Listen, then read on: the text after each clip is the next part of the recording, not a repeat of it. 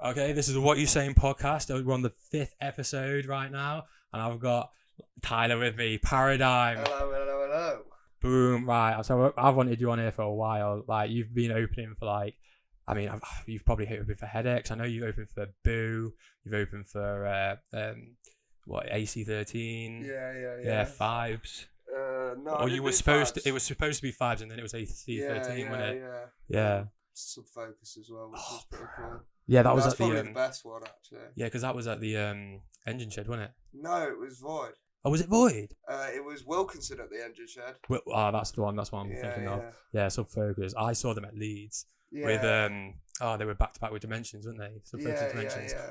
Bro, that was wild. Yeah. Like, because the girls that I met there, they wanted to go see this other thing. It was like a Rocky thing, and apparently they said it was shit, so they came over, and I'm like, bro, I'm there. I was like, I was on the back thing. I wasn't right in the front because I was knackered, but and I wanted to save my energy for that night. Yeah. And then so I was over the thing, but honestly, man, they're so good. Subfocus are really good. Like my missus as well, she loves them because like the dance floor, it's got all the euphoric vibes sort of thing. So yeah, and they opened when I played for them. He played one of his unreleased songs as like the last song, and like everyone with the lights on the dance floor. It was sick. I was going up to that. I was so nervous. Just a packed out crowd.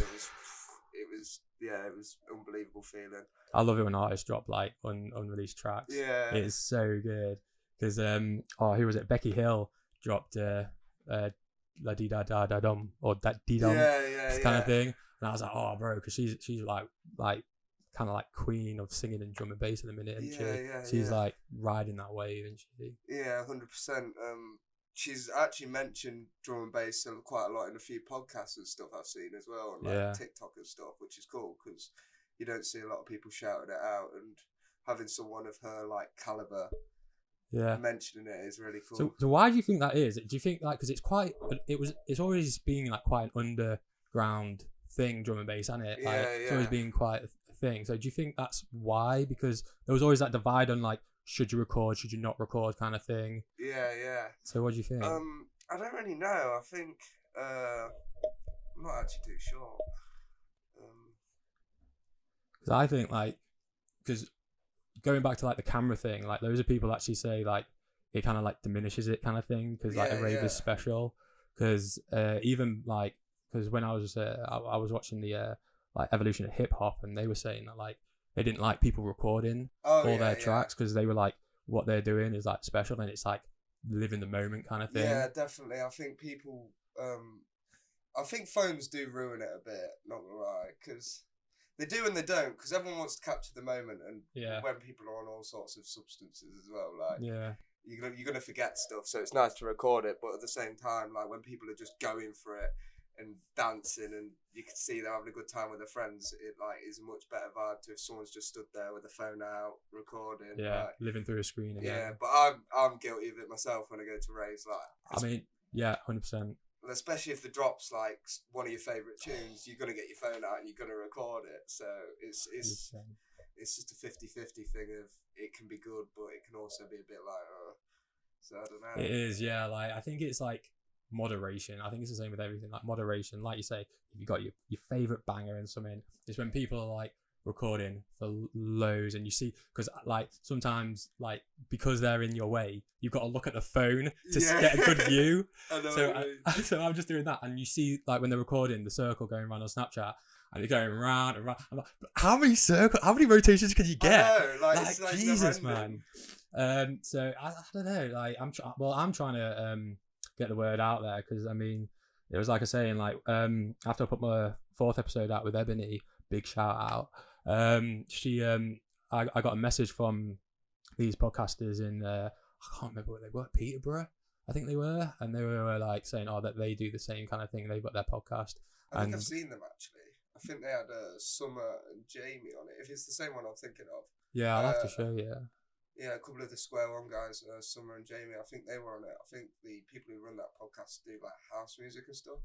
I don't know if it's the same people, it might be, but they're from like Peterborough area, so Yeah, they might be. I can't remember the guy's name, but yeah, he was giving like love. He's like, yeah, I just want to like give a platform to like for people to support, because I mean, it was like I was saying in like another one of the other episodes, like Headaches, like loads of people didn't even know what Headaches' name is, and they still don't. And then it's like, and it's Jordan Hedges, isn't it? I didn't even know that. Really? See, like the more you know. The thing is, I think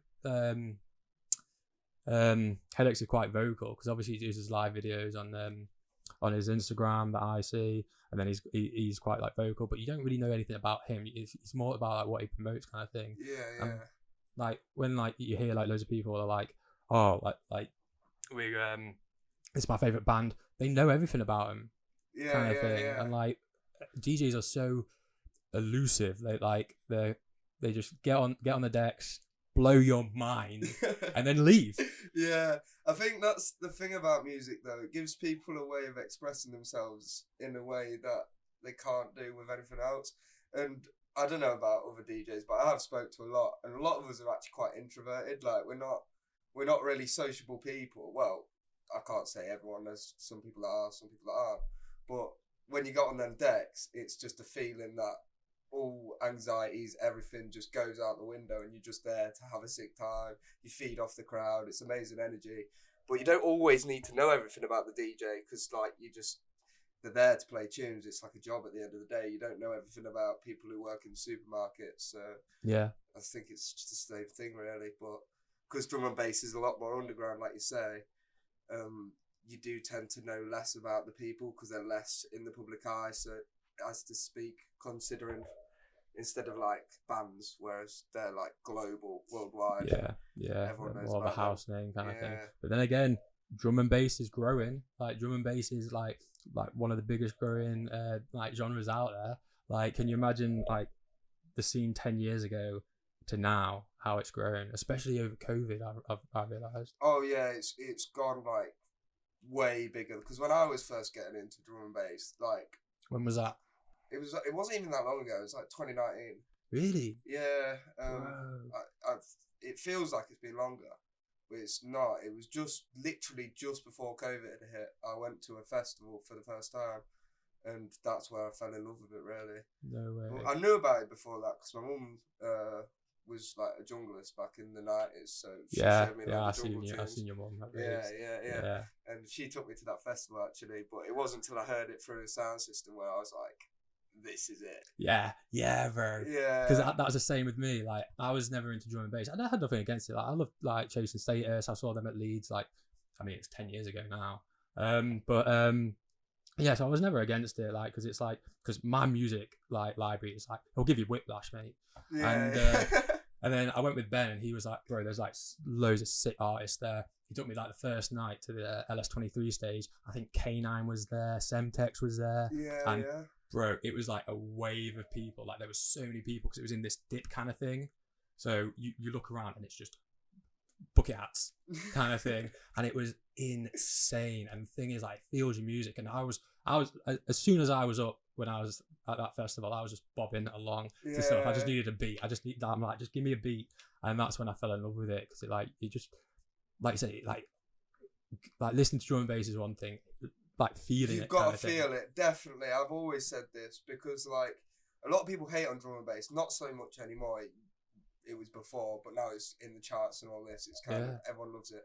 But I think listening to drum and bass through an iPhone speaker is kind of horrible because at the end of the day, it's drum and bass. I always say this: it's not drum and tin cans. It's not drum. Do you know what I mean? Like, you can't listen to it through a speaker that has no bass at all because it just doesn't sound right. It sounds good, but not like it would do. It's when you get that bass drop and you feel it in the chest and your whole body's rattling.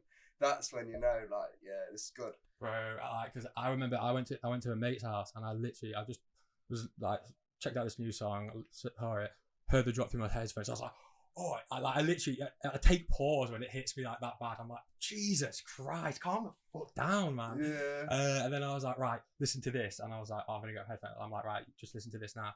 And then it dropped. And like my mate was just there like, that was super disappointing. Yeah. I'm like, bro, right, listen to it with the headphones on, man. Like, and then like I get a message from him after I've left when he's like, listen to it, and he's like, bro, this is hard. And I'm like, dude, I told you, man. Exactly. I told you. Because I always like, I love listening to like new tracks on like Spotify, because if you click one, it'll just give you like the suggestions, and it'll just play all the suggestions, won't it? Yeah. I've only got Spotify recently, but really, yeah. Oh, I get SoundCloud, man. Yeah, I was on Apple Music before. We've switched over to SoundCloud for a bit because I was poor and couldn't afford it. And then I was like, I can't do this anymore. I need some actual music that's not just free downloads. So I went and got Spotify, and I'm so glad I did, because the features on Spotify are just amazing. Oh yeah. Like I see people with Apple Music, and I'm like, not that I'm hating on it, it's just not for me. Yeah. I'm like, how do you do that? Like, how do you queue a song? Oh, you can't queue a song. Yeah, it's so weird. What? Yeah. How do you not queue a song? And even just like daily playlists on Spotify, or release radar, or your mixes, like all of these things that Apple Music just doesn't have. Yeah. So if you want to find new music, get Spotify. It's so easy to find new music. I love it. Like it is. But the thing is, now that I've got like SoundCloud, like because like loads of people are like putting music on SoundCloud, I kind of gravitate to that. Yeah. Like if I'm not listening to drum and bass, I'll listen to Spotify. But if I'm going drum and bass, I've got to go Spotify. Because the thing is, like, because I use Recordbox through my SoundCloud as well. Yeah. I'll just like, especially with like the mix I just did for you, I was literally listening to each song all the way through. I'm like, bro, I need to find like these things, trying to analyze the like the spacing kind of thing, just trying to analyze the whole song just to make it like a better mix kind of thing. Yeah. Do you find that? Because what got you into music? Because like I thought you'd be doing it from way back. It's quite, music for me is, I've always loved music like my whole life. I used to play the guitar, really? Electric guitar. Nice. I was no good at it. I was terrible. I didn't really love it because like I liked like rock and indie music, but I wasn't like really into it. I just kind of did it because I was young, and then I didn't want to give it up, but I wasn't very good at all. But before that, I did break dancing, which that was when I was really young, like 10 years old. But that came with a lot of like hip hop music, and like American rap and stuff. I love that stuff. That's also got like a lot of breakbeat stuff in it. So it's similar to jungle, because I don't know if you know this, jungle was actually made from sped up hip hop breaks. I think I did. I mean, do you know Acer? Yeah. He was giving me like the lowdown of like the history, because didn't he like not get any credit for it as well? Acer? No, not Acer. Oh, no, the guy. I was gonna say Acer made jungle. What? No. He was Acer was telling me about the guy who did it, and apparently he died penniless because he just never got any recognition, kind of thing. Oh, like, probably yeah. The way they did it is they just took hip hop or reggae records. Well, for the breaks it was hip hop, and then they just sped them up to like 150, 160. And that was it. But I don't know about the not getting credit. I haven't heard that one. Yeah, because I want to really like do some research into it, because like I was thinking, oh, maybe there's like a documentary about it, and like there wasn't. And then even after like I went to UK Tech. Yeah. Not the year just gone, last year, and that was so much better, because this year they did it in 3 locations, which was good. But the thing is, like, when it was like all at one location, it was, I think it was like 46 or 48 confirmed rigs. Yeah, I heard about that. Place. Wild, bro. How did you have any ears left? Oh, bro. The thing is, like, we were like, and we got there at the best time, because like we got there and then the police actually like shut down everywhere else. Yeah. So like we got in there scot-free, and it was dry. It was dry for the first 2 or 3 hours, and then after that, it just pissed it down. Like I remember Cal coming to see me, and the next day, and he's like, "You're dry. How nobody's dry." But that was insane, because like the rigs as well. Like I was like, "What are they gonna do with the rain? Top. Just put some top over it." Yeah, them lot are crazy. Like there's so much money to put down the drain if like the equipment messes up. I couldn't do it myself, but. Yeah. What's it actually sound like? Because I've only ever actually been to like legal parties. I've not been to like any free parties. So I've only ever really seen like one sound system on the go at the time. So like when you've got multiple, how does that sound? Well, they are spaced out. They are spaced out. Yeah. So like I'm pretty sure, like, because the planning that goes into free parties is insane. Like they are super smart people. They're super organized. because if they weren't, it wouldn't happen. I wonder how many like raves get shut down, as opposed to how many get not shut down. I don't think like as many get shut down as you would think. Like I think they do get shut down, but after a while, from what I've seen, because like Scotty goes to them all the time, and often they're there till the morning, and it's still not being shut down. So. Oh yeah, I mean this one was in Cornwall. It was on for 3 days. Yeah, 3 days. I want to go just for the experience of like going through all the fields. Like it seems proper cool, but at the same time, I don't want to trek to the other side of the country for a party. Because we thought it was at Castle Mortimer. Yeah. Was that the Castle Mortimer where they did it 30 years ago? I've heard of that. I think it might be. I know it was a castle, and that's what actually sparked the illegal rave movement kind of thing, because it was just a free party, and then that happened, and then they were like, right, we've got to shut this down. They're now illegal, so now they're illegal raves. So, and that's another thing that I would say, like I after going to that, I wanted to research into it, but because it's so underground kind of thing, they can't really do it kind of thing. There are a few documentaries on YouTube about it. Those were the ones that I watched. They weren't. I don't know if it was actually about the original one, but there was some like UK tech like documentaries kind of thing, or at least like some sort of videos kind of thing, because I wanted to know about it, because I'm like that with that kind of music. Like I love like thinking like where it came from, like what experiences, like, or what like inspires them kind of thing. Because like, I mean, what was it? It was Corey. I can't remember his name now. The lead singer of Slipknot. He was on an interview. Yeah. And they were saying, oh, like who'd you take it? What was it called? Inspiration from. And he was like, oh, I like Frank Sinatra. And they're like, what? You know who he is? He's like, well, yeah, I'm a musician kind of thing. Yeah. So what like when you're making drum and bass tracks, like what kind of like do you draw from? Do you draw from like other drum and bass artists, or do you go, or just This is something I wanted to speak about actually. You got to take influences from everything that you like. It doesn't have to just be drum and bass. Like if you like hip hop, draw from that, because that's what you love. Like you're never gonna get good at something if you ignore the things you actually like and just do what's trending, sort of thing. So you gotta like, if you like soul music, put your soul music taste onto that. If you like, I don't know, pop music like Bart does, you put that on your drum and bass tracks. Like you've got to take all aspects of your life and put into it. Like I really love reggae and rap, so I'm learning to produce at the minute music. So I'm trying to do like reggae inspired drum and bass tracks, or like grime inspired drum and bass tracks. Like, but it's the same with your DJing. Like you don't want to just do what's trending. Like if you love something, just do that, because that's what's going to get you far. If you're passionate about something, you're going to succeed. If you're just doing it for the sake of it. I mean, look how different Headaches is, because if you hear a Headaches song, you're like, that's Headaches. Yeah. Because like he's got those distinct noises where like and it's like they're different in each song, but they're very much Headaches. They've got a taste to them. Like there's a style. Like you can do like I know producers who do like all the different subgenres, but it like even if it's just the drums, like you know it's their track as soon as it comes on. Like first 5 seconds, you know that's them. Yeah, and that's what you want really. That's like key to like being a good artist. I think is like being like very distinct, because once you start to like blend in kind of thing, it's that's when you start to be like, you don't want to get lost in the crowd. Exactly. Yeah. Exactly. Yeah. So where do you see this going? Like, because if you started like 2019, it's now just turned 2014. Happy New Year, guys. Happy New Year. So it's kind of like, and you've come far, because obviously you're now opening for like loads of people. Like you're doing festivals and everything. Yeah. Like, do you want to carry this on? Do you think it's going to be going places? I want it, like ideally, because I still work at Tesco. Like I would like it to become a career, but I don't see it happening.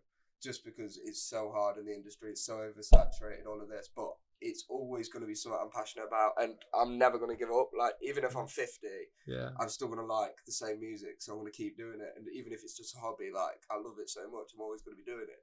So I may as well keep promoting myself, keep trying, and then if it does take off, it takes off. That's why I'm also learning to produce music at the minute, my own music, so I can play that in certs, release. Hopefully that'll give me a bigger audience to grow on, and yeah, it's really fun. Oh yeah, well, I just here for the love of it, really. Exactly. I mean, like, this is why I'm doing the podcast, because like it's like I love drum and bass, and this is like it's really hard to do. Like behind the scenes, it's like crazy. Like I've had to learn so much new stuff, but like the thing is, it gives you like kind of purpose, doesn't it? Yeah, yeah. And that's why I get up in the morning. Exactly, man. Exactly. And then like I like mixing it with mixing. Yeah, yeah. And it's crazy.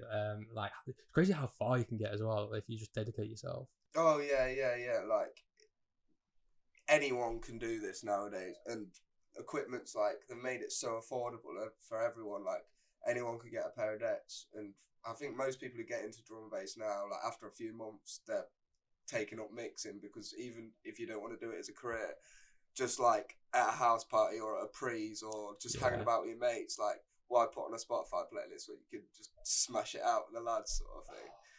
And you get into it, because like when I was like I just played you a track, a mix before like we started, like purposefully, so, and just to like get your take on it. And yeah, you were bobbing, and the thing is I was bobbing too. Like every time I play it, I'm like, it just gets to you, because you just love that kind of music. Yeah, it's just like the beats are just sick, and it's so fast, and it's just like I've never understood how people can't like it, but everyone's different in it. So exactly, yeah. It's because I don't know. It's quite. I would kind of say a lot of it is quite aggressive, because of like you got like the different sounds and stuff. Like sometimes you get like even the pew kind of thing, like good noises kind of thing. And I don't think people are quite ready for that. But man, that's what they said about rock and roll. But at the end of the day, like drum and bass isn't just drum. Exactly. There's so much drum and bass. Like Liquid is, I think anyone who says they don't like Liquid drum and bass are lying. Everyone's been in a party and danced Wilkinson Afterglow at some point in their life.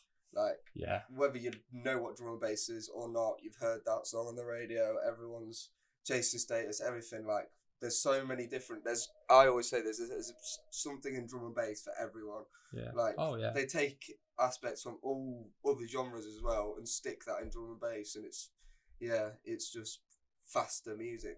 I mean, like, speaking of Asa, he actually showed me a song. He's like, bro, I got a song and you're gonna love it. And I'm like, mate, play it. And it was Message to You, Rudy. Yeah. And like, bro, it was one of my favourites. Yeah, I played that at one of the Brewer gigs like last year. Hell yeah, you did. Yeah. I remember, because as soon as you played it, I went to go find Asa. And I was just like, bro, he's like, it's a tune, isn't it? I'm like, hell yeah. So honestly, and that's again is what we touched on, where it's like, it's obviously someone loves that kind of like reggae kind of like, what would you call that like thing? It's reggae, isn't it? It's like, because it's reggae is like, how would you define reggae? Like offbeat. It's like, it's like instead of what you play it on the ands instead of the actual numbers. I don't know the technicalities behind it, but it is on the offbeat. Yeah. But I love them groovy rhythms.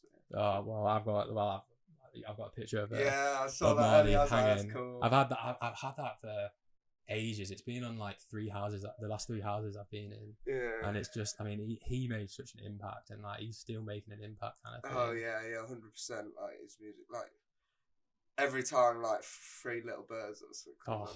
Like you can, because even people put that in their mixes, and you get all of the crowds actually like going on. Or you got The Sun Is Shining, like yeah. Everyone knows them tunes, and the thing about reggae is it's such happy music. Like I don't think there's a sad reggae song that exists. It's all for like summer good vibes. Oh yeah. Uplifting people. So and you can always have a little like boogie to it as well. You can always have a beat, and that's like the main thing.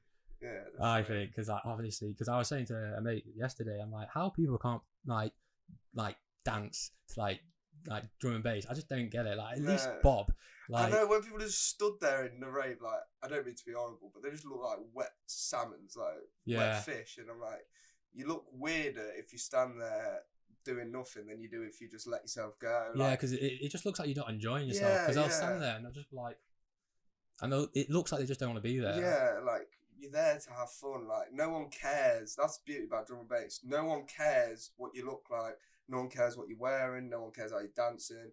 No one cares about what your job is. It's so, I don't know what the word is, like free. Accommodating, yeah. Like, it's so loving. Anyone can just have fun, so you're better off, like, even if you're dancing like an absolute muppet, you look better than the person who stood there doing nothing. Yeah. I think that's why a lot of people are actually gravitating towards it, because, like, you're free. Like, the sense of freedom is just so great. I mean, you get the couple people who take advantage of that freedom, I think. Yeah. You're like, oh, well, it's a rave, you can just do what you want. And it's like, there's certain etiquette. There's an etiquette. There's not rules, but there's respect. Yeah. You got to be respectful of the people around you. You got to be respectful to yourself. But at the end of the day, it is probably the most free space there is. Like, you won't get that in any other dance music, really. Like, I think that's strictly a drum and bass thing, in my opinion. Yeah, because I don't know, like, I don't know how techno is, because I see a lot of techno on my feed. Yeah. And it looks quite good. I'd want to go to a techno one, to be fair. Yeah. No, techno, I think, actually, I lied. It's not just a drum and bass thing. Like, but it's like a rave thing. We'll call it a rave thing. Yeah.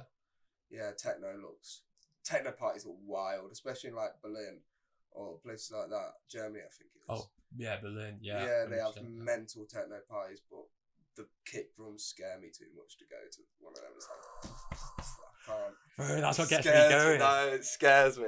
Because that's when, because when I went to UK Tech, I fell in love with Gabba. No. Bro, I get that response. That's why I tell people, because I just get the response. I'm like, because I remember telling Cal, and he's like, "You like Gabba?" Of course you do. And I'm like, it's just so good. No, it's not. It's just not. It's like, I can't say that because people say that about drum and bass, isn't it? But that is just terrifying music. Yeah, like mate always used to say, it's so aggressive, and I'm like, well, it's just like, oh, I just get you. Like, didn't you say earlier you like metal though? Yeah. Yeah, that's probably why you love like in your face music. Kinda, yeah. Because I mean, it was just like I literally was walking backwards, and I just heard it.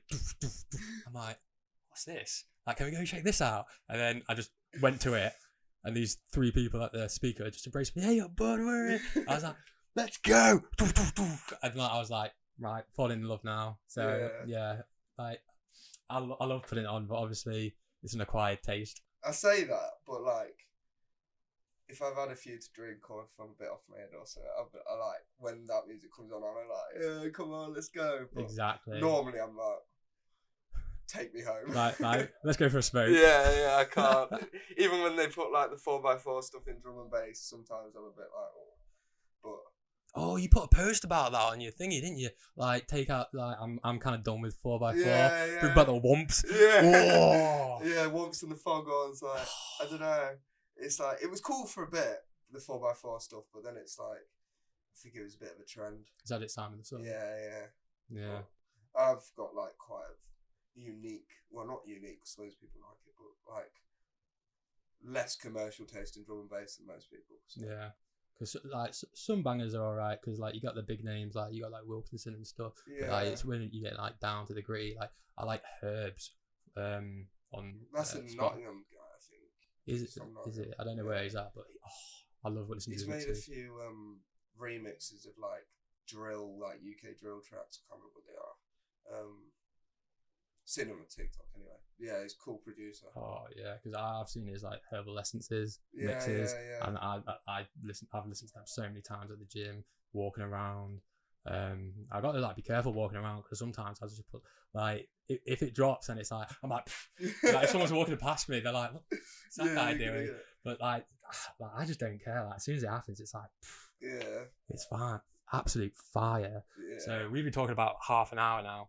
So what I'm gonna do is I've now got decks on this podcast, so we're gonna have a little fiddle around with that, see if I can't actually do some stuff. I had just played a set for Tyler. What did you think of it? Honestly, it was actually really good. Like, you tell me you've only been mixing for about a month. Month, maybe two, yeah. Yeah, like the way you picked it up is, you know when the tunes are meant to drop. Your tune selection is good. Like, nothing sounded too off where it's like, oh, that shouldn't go with that. Like, you know what works with what. You know when to drop it. I didn't take up mixing as quick as you did, so props to you. Keep high, man. Well, that's what I'm gonna do, because like if I don't, that's when it starts to like just drop and stuff. So like that's like I've just done one mix, so I'm gonna now start like mixing with another one, trying to get another mix out and just start bashing them out, kind of thing. Yeah, definitely. That's consistency is key. Yeah. Yes. Right. So we'll have a little like fiddle. Let's see what we got. I've been really like looking forward to this. I can't lie.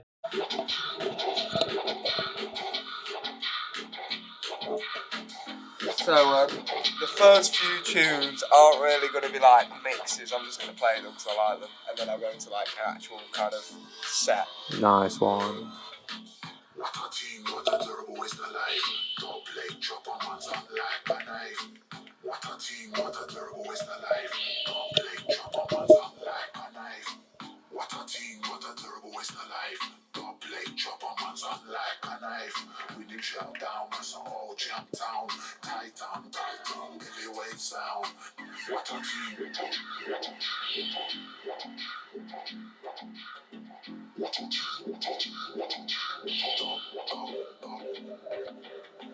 What a team, what a turbo is the life.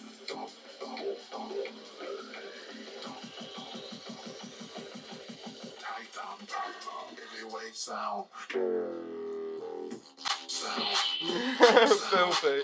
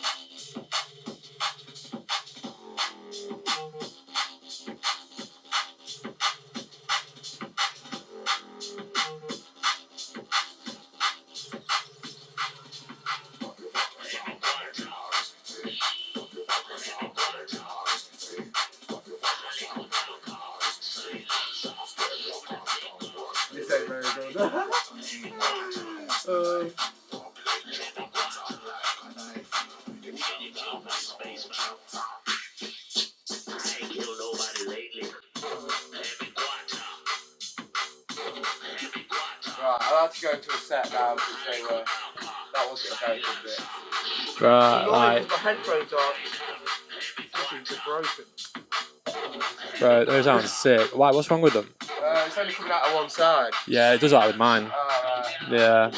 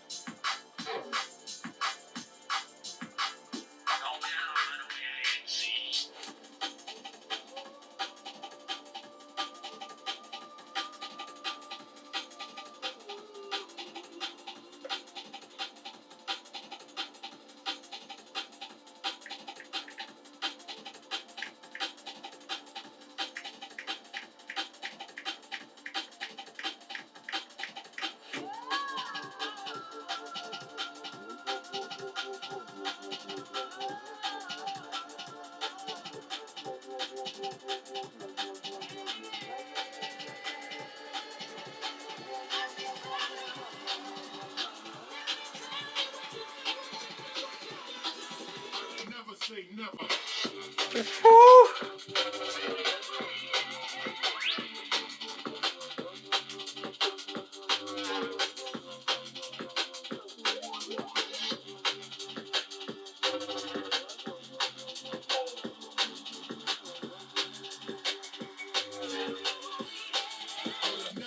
never.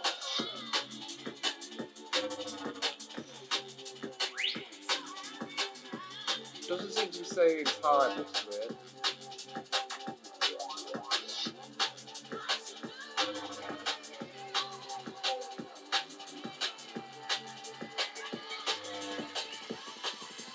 Never say never.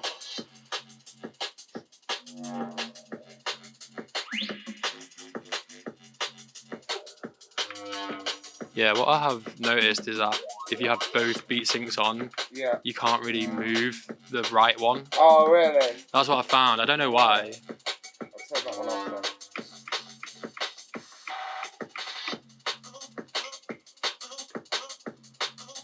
then. See, you know stuff that I don't know. I don't know if that's just my settings on Yeah, here. no. I'm assuming you're used to bigger decks. Yeah, but I did use this before, but it's been a while, so it's... Did it bring back memories? Yeah. I'm having to mix this a bit differently as well, because I originally had planned this for 3 decks, and obviously because there's 2 I've got to mix it a bit slower. No hate there, is there? Yeah.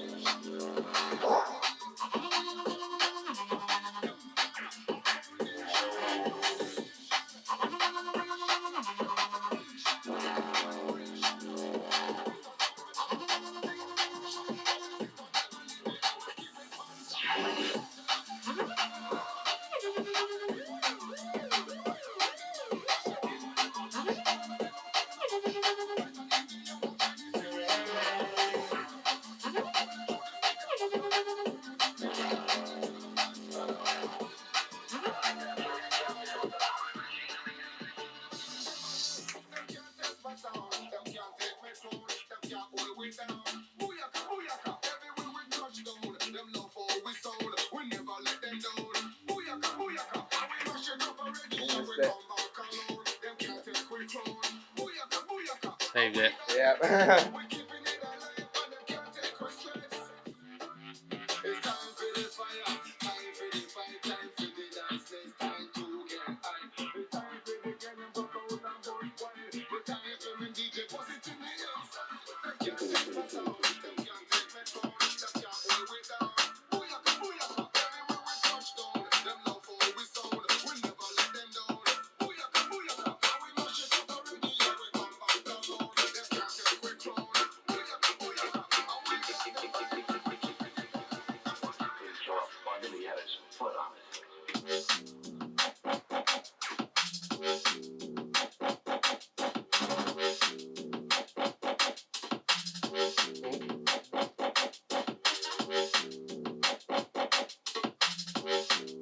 So, you probably already know this, but I'll tell you anyway.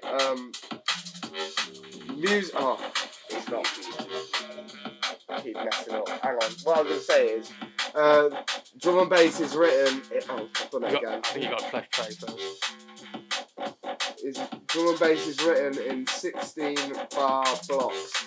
So if you put a cue point at either 8 or 16 bars, it will always drop in time.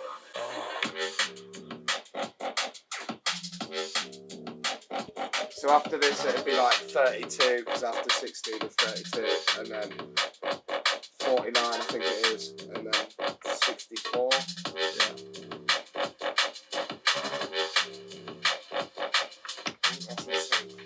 Trying to speak and mix at the same time is hard. That is a talent I have not yet. Is it a first for you then? Yeah, I've never done this before. So. You get some DJs mixing and singing at the same time, and it's like, behave. Yeah, I know. Multitasking is not for me. So I keep messing up. The more I talk, the more I cannot mix. Yeah. See, now I've got to wait for the second drop because I can't seem to do two things at once. So would that mean that you're waiting on, we're on 103 bars now, you're waiting for till like what, 120, or you can go a little bit further, as long as it's in a multiple of 8? Yeah, as long as it's in a multiple of 8, you should be sound. Okay. I'm terrible at maths, so it's the actual calculations. That was 113, that's not a multiple of 8, is it? So that's weird. 112 might be there. No. I don't know. Oh, it should have been 116. Oh, that's weird. It's going to drop in time anyway.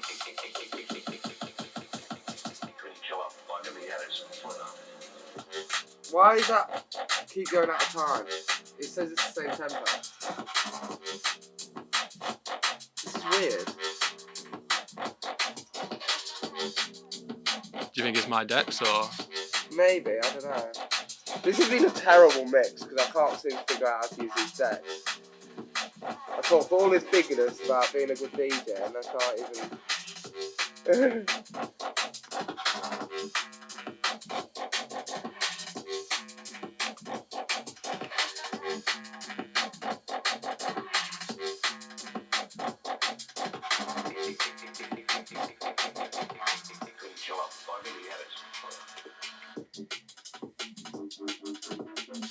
I'll do a couple more because this has been terrible. Bro, I think you've had some bangers there, man. You're always your own worst critic though, aren't you? Yeah, I suppose. It's hard playing on decks that I haven't really used before as well. So. Because you'll be used to using a third one, maybe even a fourth one, doing rollers, like going a roller without using a laptop. Yeah, the ones I have at home that have a laptop. Well, I used to have ones that have a laptop.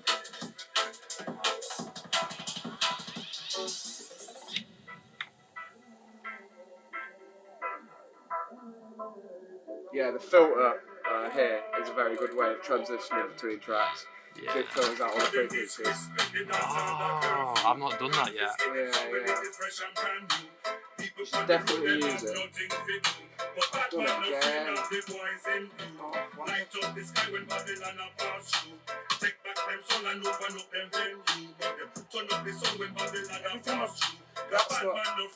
If you press play first, it won't go back to thingy. Ah.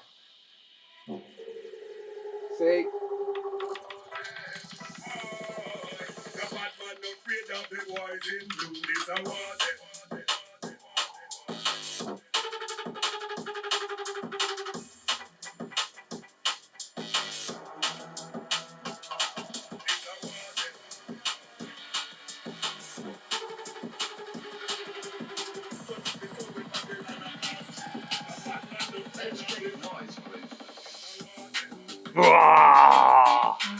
Oh yeah!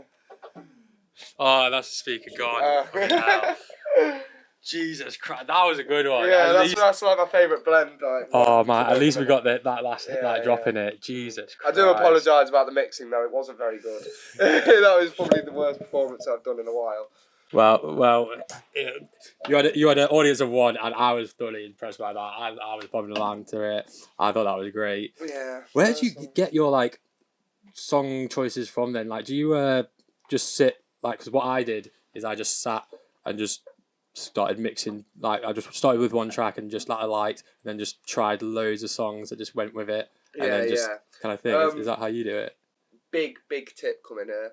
Oh yeah. Use keys to your advantage. If you can't find a track you want to use, you can go in the key ranges on here, and you can use the keys. So say a track's in 8A, or it goes in like 1A, 2A, 3B. It's called a Camelot wheel. If you Google Camelot wheel, I will. and it shows you what keys you can mix with each other. So like 7A can mix with 8A or 6A or 5A or 9A.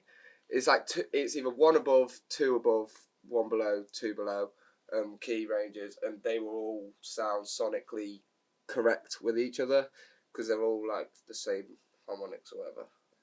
So do you apply that with like all your mixing? No. it's mainly if you can't find a song that goes with another one. If you go in your key ranges, they will always sound good together because they're in the same. They were written in the same key. Okay. The only thing to avoid is don't put vocals over vocals because that sounds a bit weird.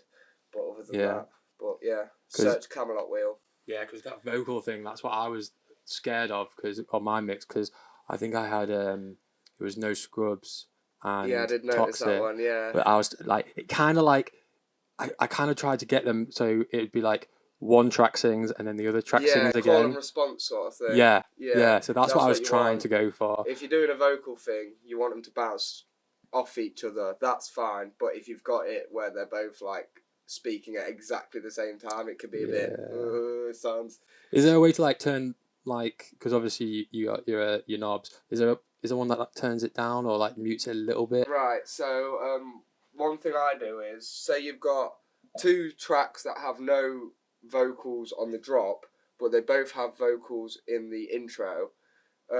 As they're building up, you can use this filter knob and filter it down so you can't really hear this track.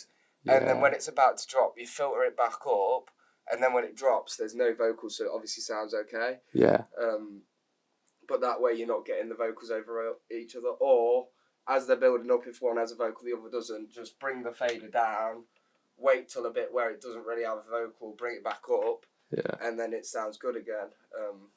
But yeah, there's loads of ways. Or you can use the mids, which is the middle knob. That is normally for the vocal frequencies. If you turn that down, it cuts out some of the vocals as well. So nice. Yeah. So you have the same wavelength as I do. So I go, it's the white, yellow, and blue. Yeah. Are those like? Do they correspond with the frequency pattern? Like, is it because I'm guessing the blue would be the bass? I think so. I don't actually have a clue about the colours because I don't really look at them. Oh, really? Do you just do it all by timing? Yeah, I just listen to my tracks and kind of once listen to them loads, and then you just know what's about what in this track. But then you use your cue points to obviously time it up. But yeah, in terms of frequencies, I don't really have a clue. I just do it by ear and just see what looks good. Yeah, pretty much. Do you think that's something that you're going to dive into, or is it like it's working, so it's... It just works for me. Yeah. If it ain't broke, don't fix it. Yeah, exactly, man. Like, you're still performing and doing all these like fucking like headliners things, so it's like, bro, you're doing it. Yeah, when's your next performance? It's the Bushido event at the Sugar Cubes on the 16th of February in Lincoln. If you're in Lincoln, get down to it because it's going to be sick. You've got Slater headlining. There's also Garage 140, which is like dubstep and jungle and drum and bass, and it's going to be a sick night. 9 till 4. If you want a ticket, get at me because I sell tickets. But yeah. Yes, boy. Last time they threw it on at Sugar Cubes was mental. It was insane. I was super impressed because I was like, well, I know they're good guys. I know they're gonna try like pull out all the stops, but I'm like, it's just I used to go to that venue when it was like back in the day when you could get on the roof and stuff. Oh, really? Yeah. I've never been in that before other than that event. So. Really? Yeah. Oh, so you don't know like the stories it comes with? No. Bro, I've been there for some of the stories. It was absolutely mental. I almost fell off the roof. I didn't even know you could get on the roof. That's yeah. Well, it's they should redo it because it's such a nice smoking area. Other than going outside. Oh, it's a smoking area. It used to be. On the roof. It used to be. Right. I think it's just like condemned now or something, or they just can't be bothered to like staff it or something, or they can't afford to staff it. Like... Yeah. Oh, it was great. Yeah. It was such a good vibe in there. You had all your proper metal there as well, which I was like raised on kind of stuff. And honestly, it was such a vibe, just like loads of head like moshers and like where the speakers are, you could actually just go and stand on it. Oh yeah. That's cool. It's absolutely amazing. Yeah. Because I was asking, I'm like, oh, is it the same kind of setup that you're doing? Yeah. And they're like, they got like I can't remember what speakers they got, but they told me what speakers they got, and I'm like, oh yeah, and they got a little surprise as well. I'm like, bro, let's hit it, man. It's gonna be mad. They've got the digital disturbance sound system, so it's huge. It's sick. Same one they had last time, I think. So yeah, and they used them for Plough, didn't they? Yeah. best local sound system there is.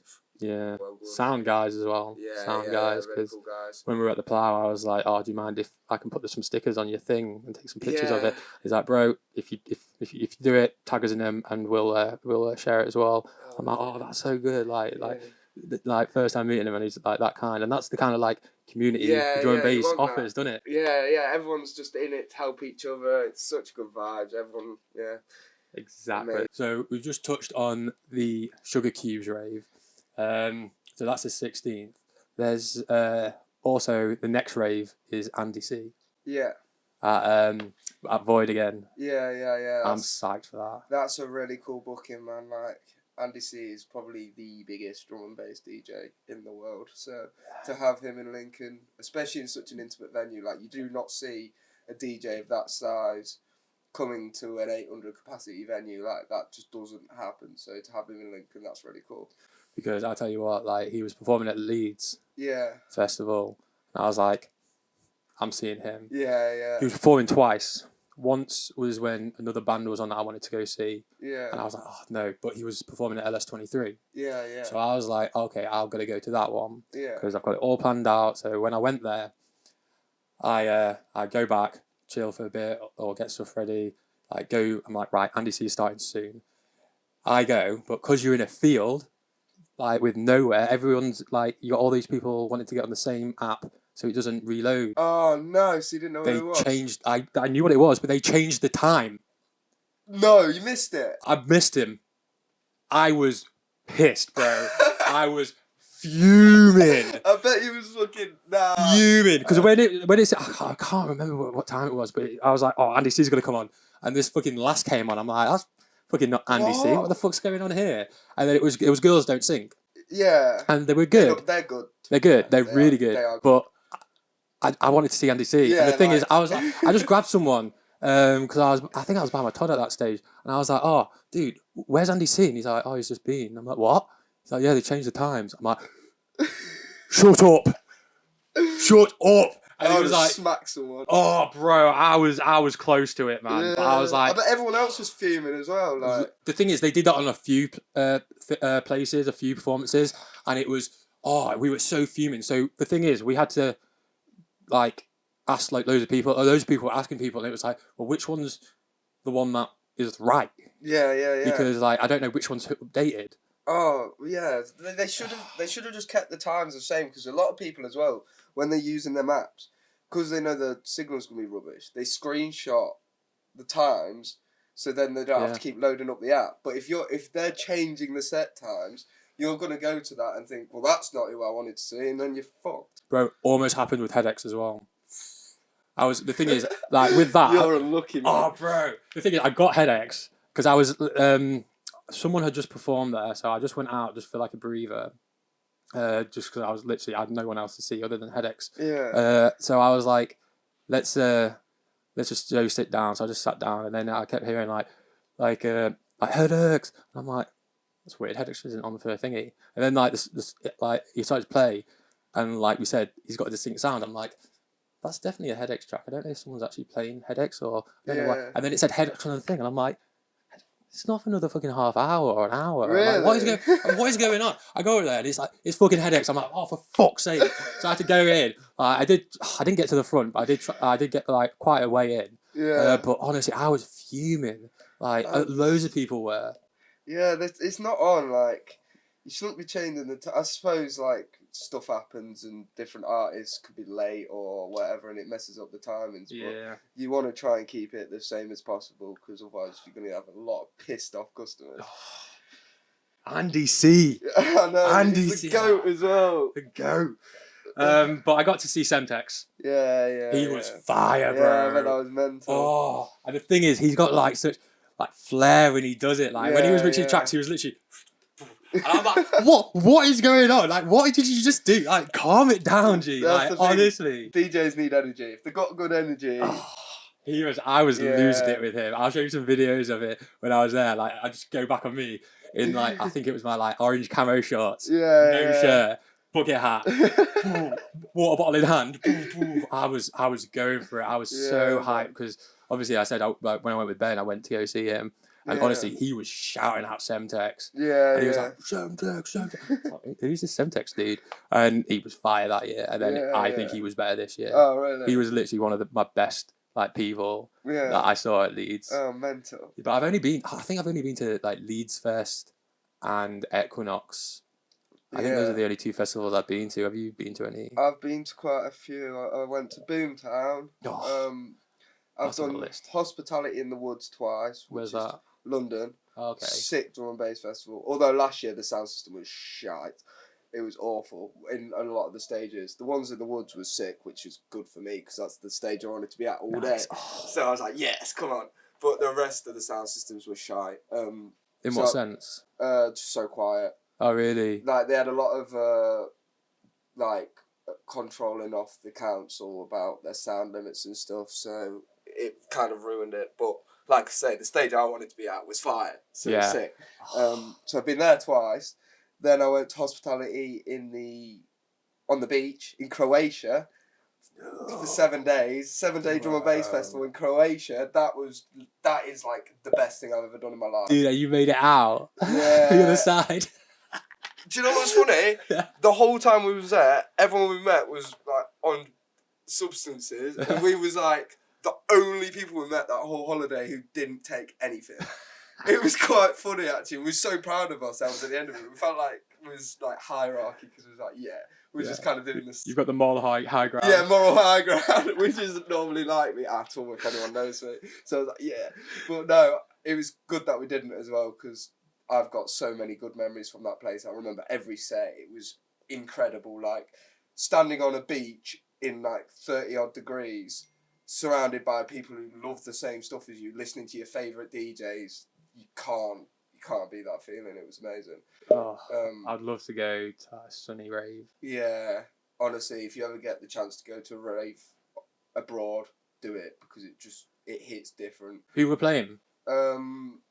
Loads of people, everyone. You had Andy C at an after party. That's just rubbing it in, mate. Yeah, that was insane. Camo Crooked were there. Oh, you had fire. AMC, Mandy Dexterous. I'm trying to think of people you'd know because there was loads of DJs.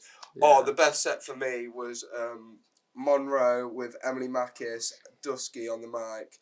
That was incredible, like hearing Emily Mackis sing and then you got Dusky rapping over it. This was at sunset as well.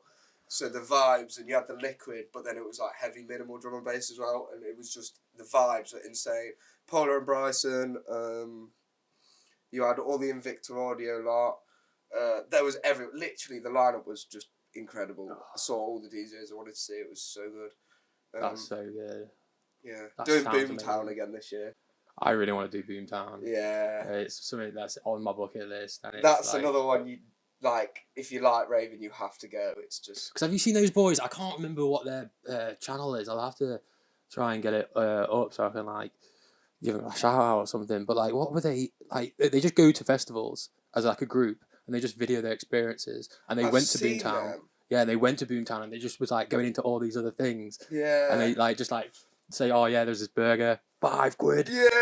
And I'm like, I've seen them actually. They're really funny guys as well. So. Yeah, because there's like a big bearded one, a skinny long haired one, and then some others. And it's like, bro, they've got such a good like little like crew together.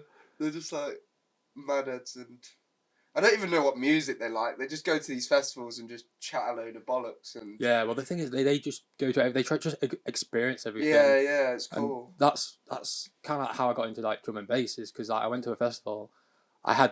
It wasn't the best lineup for me because I think I knew like 4 people, so I was like, because I went with Ben, I was like, right, you got loads of people you want to see? Yeah, right. As long as I can see these 4 people, I'm cool, because I think it was just like headliners. I think it was like Stormzy, who else was playing?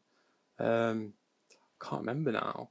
But like Stormzy was like a big one. I want to see Kid Laroi as well. Yeah. And like those were like really like big ones. Post Malone as well. Yeah. I can't remember who the other headliner was. But as long as I got to go see those, I was set. And then he went and took me to a rave, and then I'm addicted now. Like, this is one of the things I was the same. Like once I went to a festival, I never looked back. I was like, yeah, this is for me. I met all my friends through raving as well. Like, I lost a lot of the friends I had from school, and now like everyone I know, I literally just met at raves. Oh yeah, all of them. So. Like I actually went to the Sugar Cubes by myself. Yeah. And I was like, it's fine because I was I can't remember what time I got there, but like I got there, like got a drink, and then like a couple of minutes later, someone just like, oh hey bro, what are you doing? I'm like, oh hey. And everyone started to come in, and I knew everybody. That's the sick thing about the Lincoln ones as well. Like, it's like such a community thing because I like going in just to see my friends. Like, because everyone's there, and it's like you don't even need to go with anyone you know because everyone's just going to be there anyway. Yeah, I tell you who I see at raves all the time is Justin. And Justin's always at the bro. The thing is, like, we won't know each other's going. We'll be on the dance floor. We'll lock eyes. Yeah. And then we'll get so excited. It happened at Sugar Cubes. It happened at Sugar Cubes. And we're like Justin, bro. We embrace and then we just have a little boogie. Yeah. Oh, bro, it is fire. And like those moments, it's just there, like you're just happy to see each other. You're happy to be in that experience. It's crazy. I love that as well. When you don't know when someone's coming, and then you lock eyes, you're like, "Oh my god, he's you!"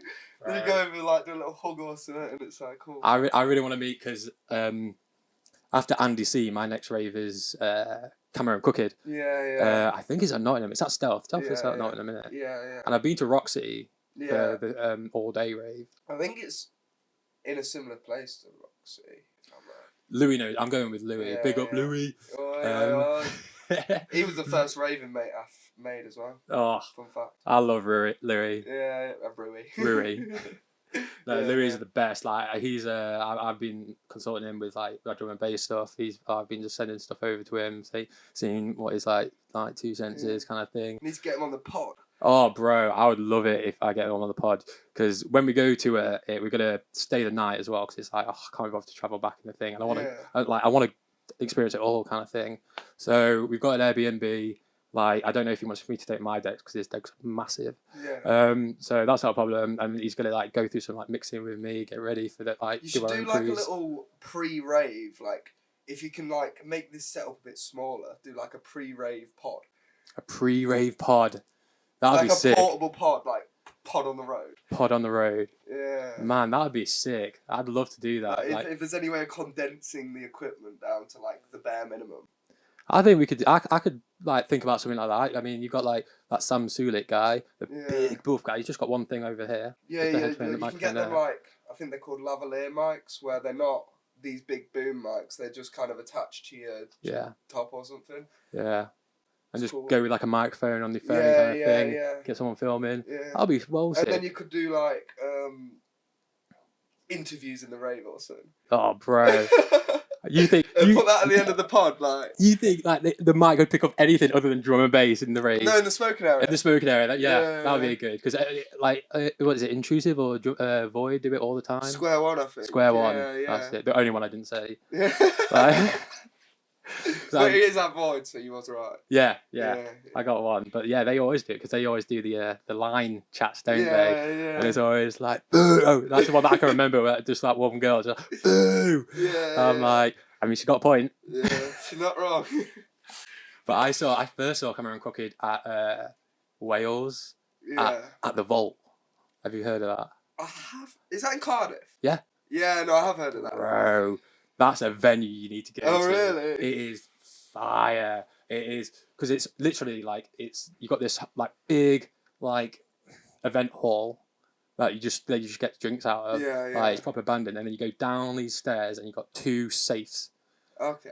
And they've hollowed out the safes, and like it's just a rave room. That's cool. One of them is like really little, and it had like 2 massive like towers. Yeah. And just like the DJ in the middle, and I was like, bro, that's fucking sick.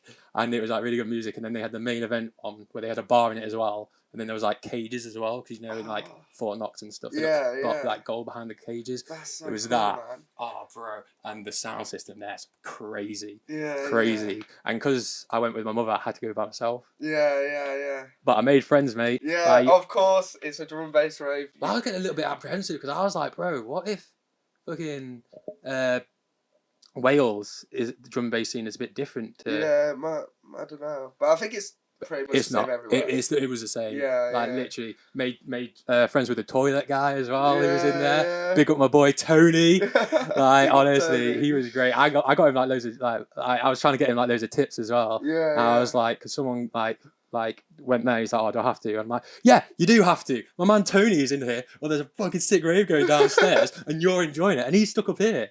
And then, like, wait, is that the guy who, like sells stuff in the toilet? Yeah. Yeah, yeah. When I go to clubs, I always spend so much money on them people.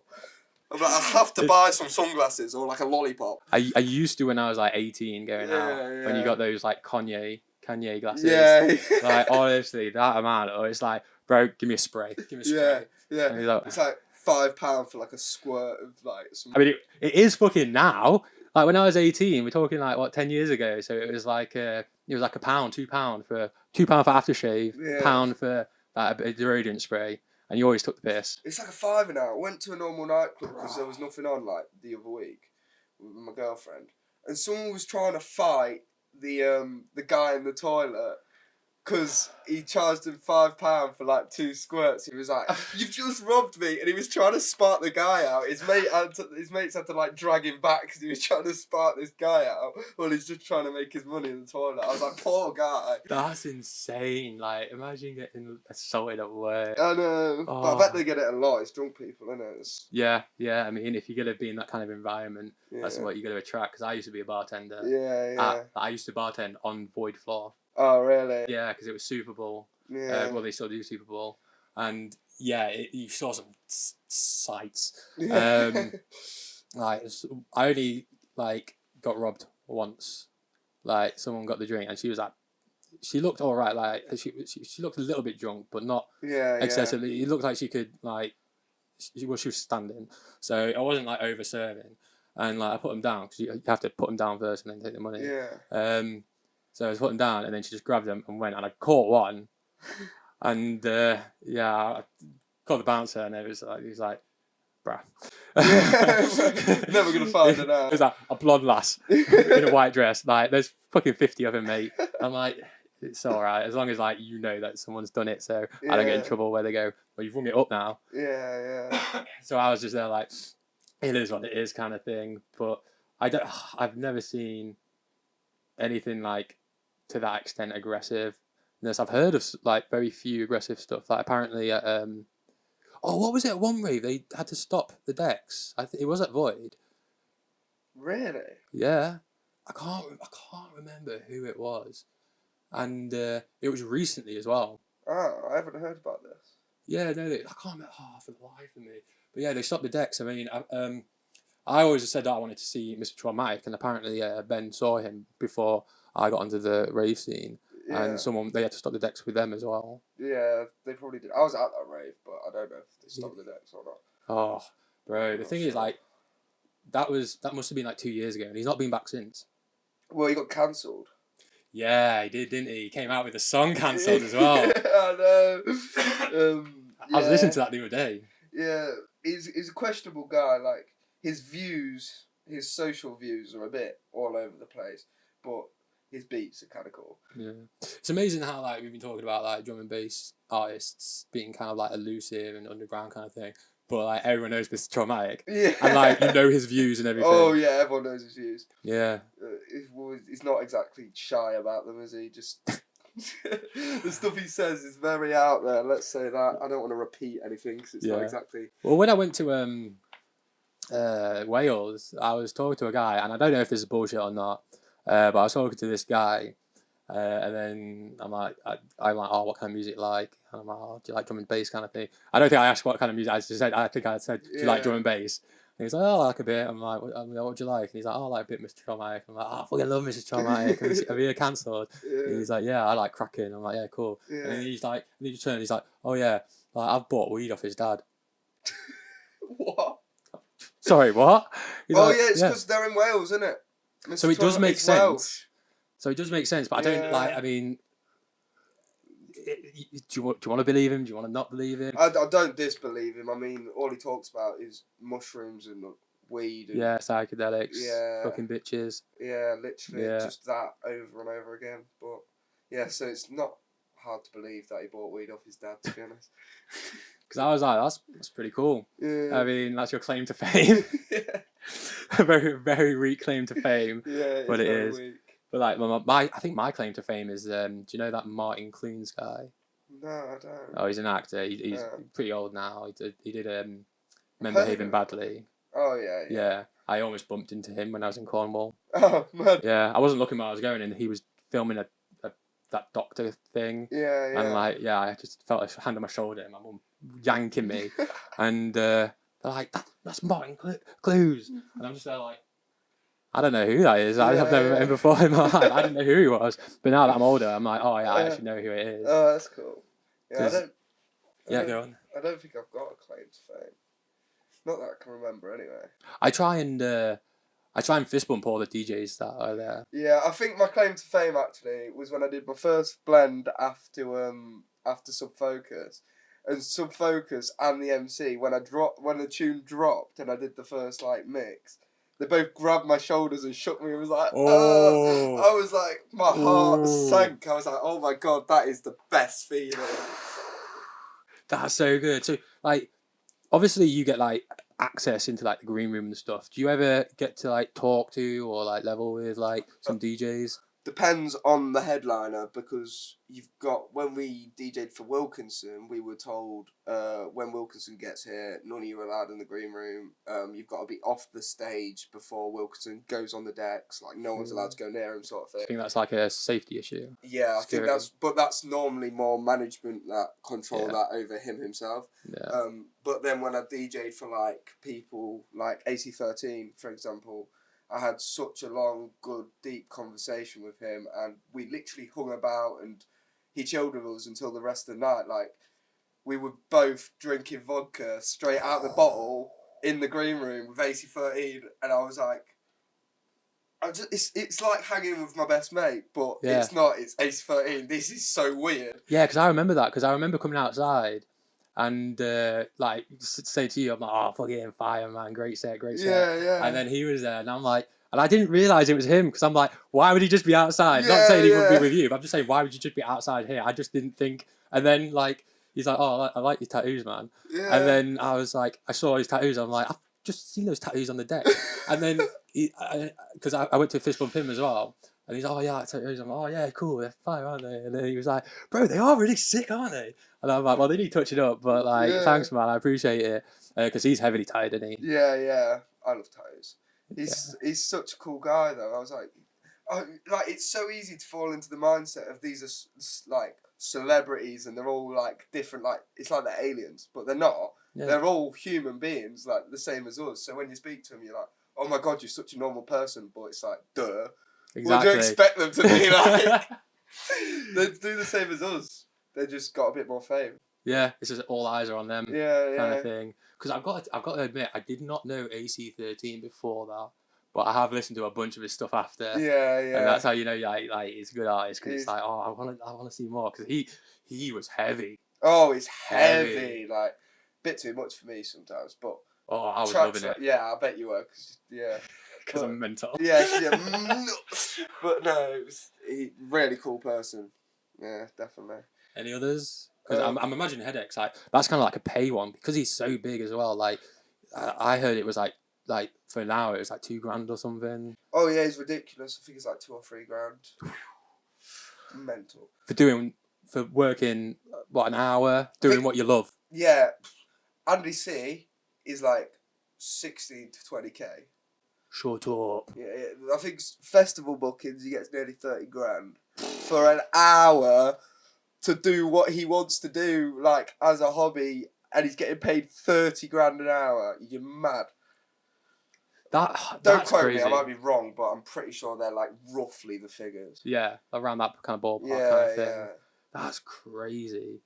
Because I like I said, I like leveling to DJs, because you get because you hear these sick beats. Yeah, and they like twist your inside, and it's like, oh, fuck off, bro. Yeah. And then you're like, I want to know this guy, because I literally just saw this post about is it me, or do like the real hardcore DJ just look like this? And it was a picture of McLovin.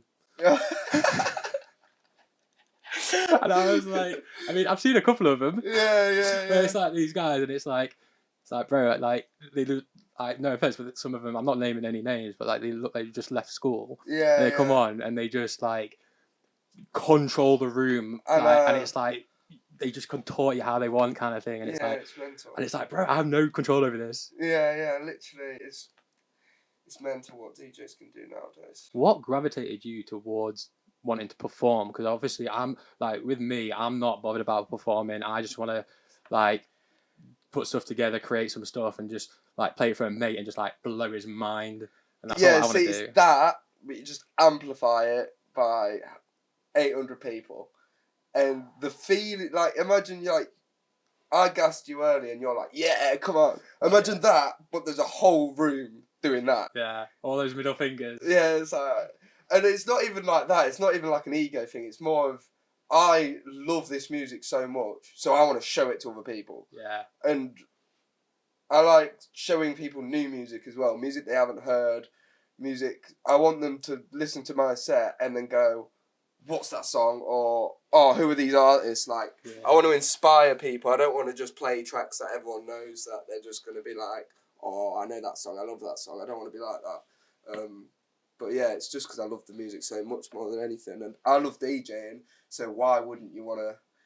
Because I tell you what, now that you said that, that's because when I put my mix together, because I'm still like, I would class myself as like a novice like drum and bass kind of thing. I didn't want to just go with like the samey kind of stuff. Like obviously you got like DJ Fresh or that kind of stuff, or like the pop stuff, like Chasing Status kind of stuff. Well, obviously I kind of wanted to do it from like free downloads as well, so it could be like play kind of thing, so I won't get trouble kind of thing. And it was kind of like interesting to go through all these, like, just because I just downloaded a free download playlist and just listened to like loads of them. Some of them I didn't like, some of them I did, some of them I loved, and then some of them obviously because I dropped Stormzy, didn't I? Yeah. And I was like, that's obviously like a banger kind of thing. And but it's a remix of it that people might not have necessarily heard either. Yeah. So it's like it's taking that influence, but it's making it cool. Yeah. Because I love that kind of stuff. Because I, like, speaking to Lou again, I was like, mate, do me a mix of Bring Me the Horizon. Yeah. And he's like, oh, do you think I should? I'm like, bro, I know you should. And I know you'll do justice because he's a little like. I swear there's a Bring Me the Horizon tune. Oh, yeah. There's a few. Yeah. I swear Sota made one. I think I saw him drop it. Or is it a different one? I don't know. I'm not clued up on bands, but it's not one that's like. Can you feel the silence? Yeah, Can You Feel My Heart? Yeah, that. Yeah, it was that one. But yeah. It was crazy because that's the one that Louis did. I'll play it for you after. Oh my god, I was gassed. The fact that he did it, the fact that it was that fire, and I mean, you know how good Louis is, and he's a wizard on the decks. Yeah. The guy's crazy. He that's like I love getting inspiration from that because you get some people that are like, oh, he's only like. Because he's famous or what? Or they make some kind of excuse, and it's like, bro, why don't you like use this as an inspiration, man? Yeah. Like look up to people, not down. Oh, 100%. Like because you can always like gain like what they've learned through them. Yeah, and apply it to your own thing. There's no point being jealous because it's not going to get you anywhere. It's going to make you look like an idiot. Have you ever got like a sense of jealousy in the drum and bass community? Cause from other people towards me or me towards other people? Just in general, like an area, like when you've been behind like the decks kind of thing, or when you've just been in the area behind the decks, or do you think? Not really, no. Not at raves anyway. Everyone seems to be like really respectful and really supportive, and everyone loves it. I don't know. There's probably people who've said stuff behind my back that I don't know about, but to my face, I don't know. No, everyone seemed like, I don't think anyone's really at a rave to be negative and be down. Because you get like all these like, I mean, like I'm talking like hip hop. You get all these diss tracks kind of thing. Oh yeah. Yeah, but obviously that's not a thing in drum and bass. No, because it's just that I've not heard of it. You do get clashes. There's been like sound clashes and stuff before, where people also get MCs to like record diss tracks and be like, fuck this person, and then it'll drop into a drum and bass track. They did a sound clash actually at Printworks a few years ago, and it was like you get like two brands, like you get Born on Road, and then you get like, I don't know, some other brand, and they'll go against each other, and it's like the best DJs win, and it's based on crowd reaction, and basically the louder the crowd goes, that's who wins the sound clash.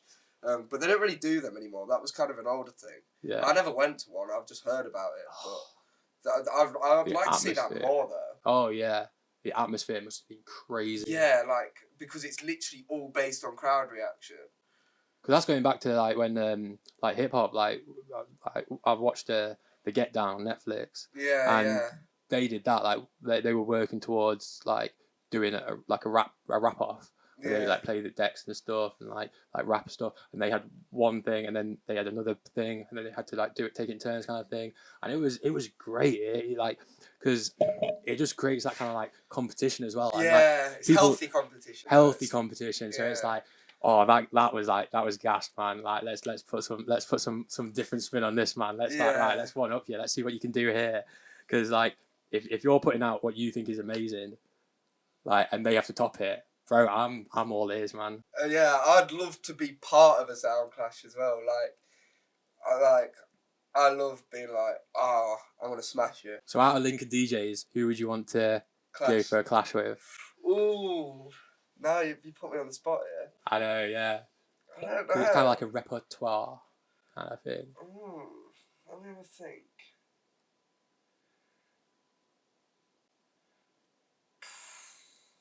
It's got to be someone who's like similar sort of style to me. I don't know.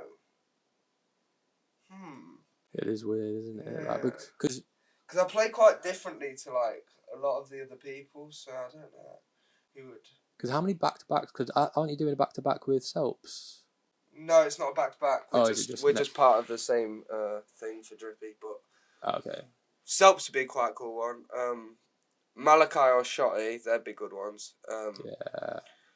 Just for the fun of it, I'd like to clash Bart because. Really? Yeah. Oh, that'd be sick. Yeah, because his energy is just unmatched. Like he's like a crackhead behind the deck. So yeah, because when he's on the deck, he brings it, man. He was so good on here, and I've seen him like at house party. I've seen him at Cal's all the time. Yeah. Bro, he's sick. I've got good things. But then same thing about Malachi. He's like I've gone to loads of like illegal raves with him, like underground stuff, and he's like him and Casey are like just.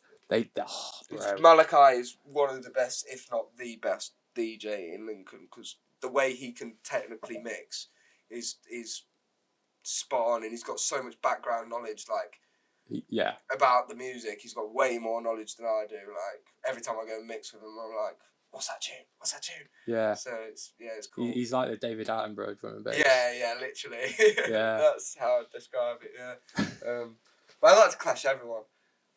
I'll take you all on. Smash you all. I'm joking. Calling people out, dude. No, I'm joking. It'll be good because what was it?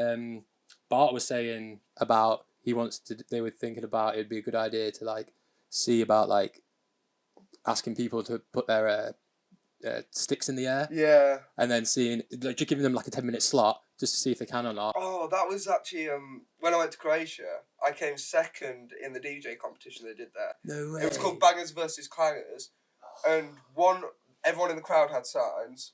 One was yellow and the other side was red, and it said banger or clanger. And then everyone at the end, it went up in rounds. So like one round you'd have like 30 seconds. The next, if you got through to the next round, it'd be a minute, then 3 minutes, then 5, then 10 for the finals. And yeah, so I got through to the final and came second, which is unfortunate. But yeah, that was cool. So it's like at the end of your set, everyone's like banger or clanger, and that was a cool thing. So that sounds ace. Yeah, like so Bart should definitely do that in Lincoln. That would be ace. Yeah, I'm well up for that. Yeah. Or just having like paddles or something, or maybe a paper or something, thingy. Yeah, doing that like because with Lincoln, like the drum and bass is like spread, hasn't it? So like you could like start it off a kilo, like maybe have a tester on a Sunday that they do, and then like go to like Void and do it kind of thing. Yeah, it'd be well good. No, it'd be really cool. I think it's something.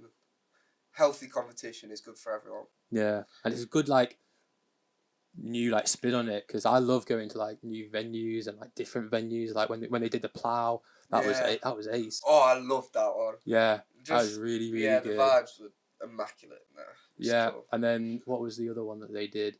That was the Jolly Brewer as well. Yeah. That was a good vibe. I always love them sort of like, they're big, but they're also just like your pub atmosphere. So. Yeah, because it's quite like intimate. Because if you get like Void, let's say, you have a good time, but it's very like dark as well. So it's very like mystique. It's got like a mystique around it, and then you get to like obviously when they put it on, like it's daytime and it's outside, so you get that. Oh my god, this is like kind of like you get festival vibes. Yeah. And it's so good. And I also like having a proper pint and not just like a tinny. Yeah, I hate drinking out of tin. Yeah. I mean, it's still like £5 a pint now, isn't it? I know, yeah, it's ridiculous, but yeah, it is nice. I do like the day parties, like a lot. They're always a good vibe. You killed it there as well. That was so good. Yeah. Like they had an MC as well, didn't they? There. Yeah. That was great. Yeah. We've got 2 MCs at the one coming up in February, so that's cool. Yeah. What are their names again? Mad Rush and Freddie B. Oh, bro. Yeah. Are they going to do on your set? I don't know. I haven't found out yet. I hope so. Oh, that'd be sick. Yeah. Because I'm actually gassed for this Sugar Cubes one, because they did. Honestly, I cannot keep saying enough that they did such a great job there. Oh yeah, there were so many people as well. It like blew my expectations of how many people turned up. It was. Really Yeah, it packed in. Packed in. Like, and then because I remember like Louis was on, because I was like saying, I can't remember who asked if they were going to Sugar Cubes, and he was like, yeah, I'm performing there. Like, you went on the fucking. No, I know. I turned up and Lou was there. He was like, I'm off on the decks in 10 minutes. I was like, Louis, man, you're just everywhere. Everywhere I go, he's just there. And then he's like, I'm off on the decks. I was like, why are you off on the decks? He said it so casually as well, didn't he? Like, just doing this. I'm like, go on, Louis, man, that's fucking sick. But he never gasses himself. He's just like. Yeah. Oh, bro, that's what he's got me for. Yeah. I'm constantly, because I was like, no way, and he was like, yeah. And I'm like, bro, that's sick. I'll be there front and center. I'll be like recording you kind of thing. So I've got like tons of videos from him. I've sent him a few. I don't know if I've sent him all of them. I'll have to give him a shout. But honestly, he killed it as well, because he was doing back to back with that last one. Yeah, Summer. Yeah. Summer, she was really good. I've seen her a few times. She's a good DJ. Yeah. Oh, like I just love the craft. Like hopefully I can get to like that level kind of thing. Like, is there like, have you ever gone to a point where that you've thought, oh, I just want to quit? Yeah. Really? Yeah, recently. Really? Yeah, like the last year was kind of a difficult one for me, because I was like, I got in like a really negative mind space with it all, and it was like I don't know. I was a bit lost with that. I was like, I've been doing this for a while, and I started comparing myself to other people, which wasn't very good at all. And I just got lost in this really negative mind space. I was like, what's the point? Like, I'm not going to get anywhere. And then I was like, actually, I didn't start this to get anywhere. I never wanted to be a big DJ. I just wanted to be me, enjoy and do what I love. So I just took a step back and was like, sort yourself out and stop being a muppet. Bro, I would so be just really disappointed. Well, I won't say disappointed. I just would be upset if you were to start. If I weren't gonna like hear you at like venues anymore. No, it never happened. I'm never gonna quit. But I just sometimes get in my own head about stuff, and then I'm like. Well, the thing is, like, I had the same thing about this. Like, I recorded the episode with Bennie, and then it got to the point where it was like, oh, like, will people buy into this? Like, am I just being too egotistical, or is it like, or will I be able to do it, kind of thing? Like, because obviously I was having trouble with the audio kind of thing, and I'm like, what's going on here? And I'm like, what if I'm just not meant to do it? And then I was like, do you know what? I'm Brett motherfucking Lewis. Man. Yeah, exactly. I do what I fucking want. You just got to talk yourself into it. Yeah, and I'm like, pick yourself up a bit. Yeah, and it was just that thing where it was like, bro, like, I'm the best me. I'm the best at being me there is in the world. Yeah. So why don't I just be me? Yeah, no one else could be you in it. So exactly. Yeah. And on that good note, I think we're going to end the podcast, because we've been going a while. It has been a long time, yeah. At least recorded for an hour and a half and stuff. We had a little break to get all the things set up, but honestly, bro, this has been such a pleasure. I'm so happy you performed for me. I'm so happy you liked my set. Yeah, man, that was a highlight. It was fucking sick. Oh, And bro. I hope to see you. Hopefully, I'll see you on a stage someday. You know. Oh, bro. It'll probably be a keynote if it's anything. Yeah. But yeah, I definitely want you behind me, bro. Yeah, 100%. I'll be there front and centre. Oh, but honestly, 16th of Feb, get yourself down to Sugar Cubes. You're going to be performing. Loads of people are going to be performing. It's going to be such a sick night. The last one was amazing. These guys know what they're doing with the raves. So peace out, Holmes. Take it easy. Big ups.